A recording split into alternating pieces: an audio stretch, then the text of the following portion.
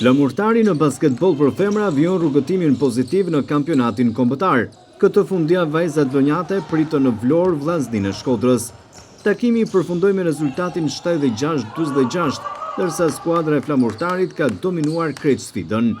Pamjet që po ndiqnin në ekran janë filmuar nga televizioni 6+1 Vlora dhe sjellin pikërisht momente nga kjo ndeshje e luajtur në Pallatin e Sportit Flamurtari.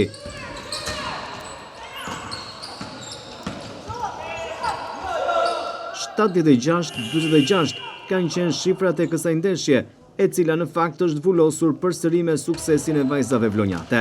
Periudha e parë ka përfunduar me rezultatin 19-12, duke nxjerrë kështu triumfuese vajzat e Flamurtarit.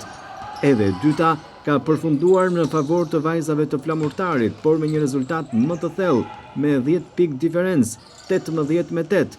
Edhe periudha e tretë përfundoi me rezultatin në favor të vajzave të Flamurtarit, 19-16, ndërsa me 10 pikë diferencë u mbyll periudha e katërt, konkretisht 20 Flamurtari dhe 10 Vllaznia. Shifrat përfundimtare u vulosën 76-46, duke sjellë kështu një triumf tjetër të skuadrës së Flamurtarit në basketbol për femra.